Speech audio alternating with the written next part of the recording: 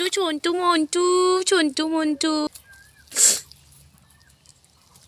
Guys welcome back to my channel, নতুন একটা ব্লগে তোমাদের সকলকে welcome. Hey guys welcome back to my channel, নতুন একটা ব্লগে তোমাদের সকলকে ওয়েলকাম। তো আজকে এদিকে আছে আমার চাল, ওই যে দেখতে পাচ্ছ কিনা তোমরা জানি না ক্যামেরায়, কিন্তু এদিকে আমি চাল দিয়েছি। আর এদিকে আছে চালের ড্রাম আর কুলো। তো আমি এখন চাল ঝাড়বো, আর আজকে যা যা করবো সব কিছুই আজকে তোমাদের সঙ্গে শেয়ার করব। আর আজকে আমি প্রায় অনেক দিন পরে আজকে আমি ব্লগ শুট করছি, তো তোমরা পুরো ভিডিওটা কন্টিনিউ দেখতে থাকলে। ক্যামেরায় কালো দেখাচ্ছে কিনা তোমরা মানে ঠিকঠাক বুঝতে পারছি।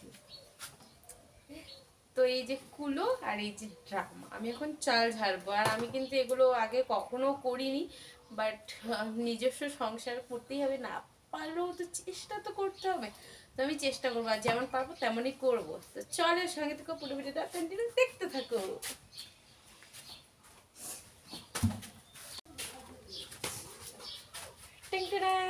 এই যে কুলো আর ড্রাম, তাহলে চলো চাল ঝাড়ি আর সঙ্গে থাকো। আজকে আমি বিয়ের পরে প্রথমবার শ্বশুরবাড়িতে এই ধরনের কাজ করব। এর আগে কখনোই করা হয়নি। যতবারই কাজ এমন ছিল ততবারই শাশুড়ি মা করেছিল। আর আজকে যেহেতু শাশুড়ি মা নেই, সেহেতু আমাকে করতেই হবে। তো যাই হোক, করতে হবে এই বলে চেষ্টাও হবে, আর না পারা কাজটা আমি অল্প হলেও শিখতে পারবো। প্রথমে তো আমি ফেল হয়ে গিয়েছিলাম, তারপরে আমার মনে পড়লো যে হ্যাঁ, এমন করে ঝাড়তে হয়। প্রথমে আমি কিছুতেই কুলোটাকে এরকম করতেই পারছিলাম না। তারপরে আমার মনে পড়লো, আমার বিয়ের আগে আমার ঠামা যখন এসেছিলো আমাদের বাড়ি, তখন চিরা বলো খই বলো অনেক কিছু ঝাড়াঝাড়ি করতে হয়েছিল। তখন ঠামা কিন্তু ঝেড়েছিল, আর তখন ঠামার কাছে আমি বসে এইভাবে শিখছিলাম। আমি বলছি আমারও যদি ভবিষ্যতে কখনো করতে হয়।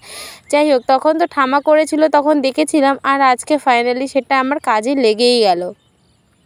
আর এই চালগুলোর মধ্যে পোকা ধরে গিয়েছে। এগুলো না রেশনের চাল।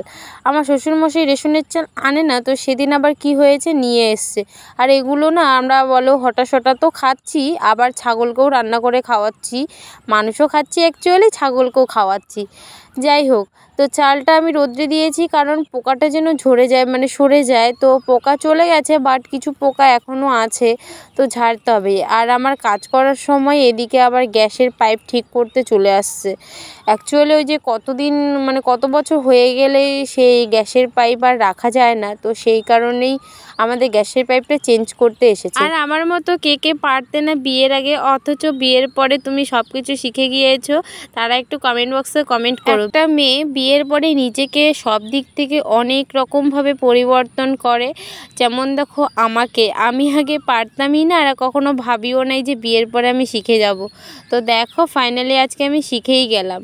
যাই হোক, কোনো কাজে হাত না দিলে ততক্ষণ পর্যন্ত বোঝা যায় না যে কাজটা আমি পারবো কি পারবো না। তোমরা আমার ভিডিওকে কোথা থেকে দেখছো আজকে কমেন্ট বক্সে কমেন্ট করে জানিও। আর এই ভিডিওটাকে অনেক অনেক শেয়ার করো। তো চলো সবাই ভালো থেকো, সুস্থ থেকো, টাটা বাই বাই।